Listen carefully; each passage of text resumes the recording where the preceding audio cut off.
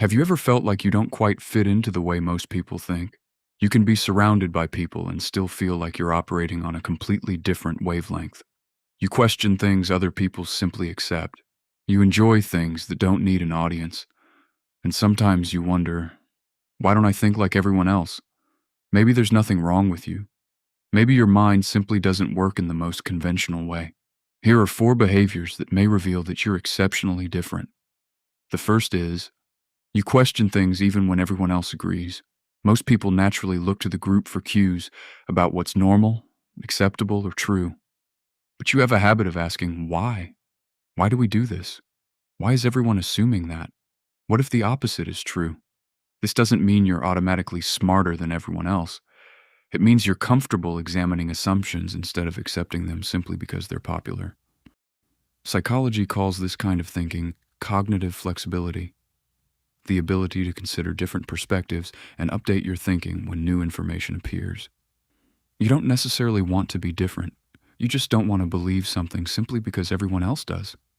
The second thing is, you genuinely enjoy being alone.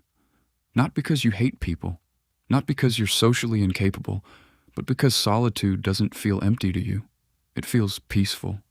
You can spend an afternoon walking, reading, creating something, listening to music, or simply thinking.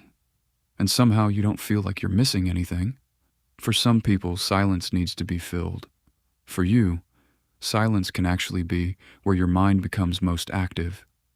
And that's important because solitude gives you something constant stimulation can't: space to hear your own thoughts. The third sign is, you change your mind when you discover you're wrong. This sounds simple, but psychologically, it's surprisingly difficult. Our brains naturally want to protect our existing beliefs. Admitting you were wrong can feel like admitting that something is wrong with you, but intellectually mature people separate their identity from their opinions. They can say, I was wrong.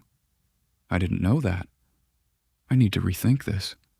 And instead of feeling embarrassed, they feel curious. Because for them, being corrected isn't humiliation, it's information. And perhaps the most unusual sign is the fourth. You don't need everyone to understand you. There was probably a time when being misunderstood bothered you deeply. You wanted to explain every decision, every boundary, every change in your personality. But eventually you realize something. Not everyone is going to understand you, and that's okay. Some people will interpret your silence as arrogance, your independence as distance, your boundaries as selfishness, and your ambition as obsession. You could spend your entire life correcting every misunderstanding. Or you could simply live according to what you know is true about yourself. That doesn't mean ignoring genuine feedback. It means you stop treating everyone's opinion as a verdict on your identity. And that's where being different becomes powerful. Because the goal isn't to become someone who is better than normal. It's to become someone who is comfortable being themselves without constantly needing permission.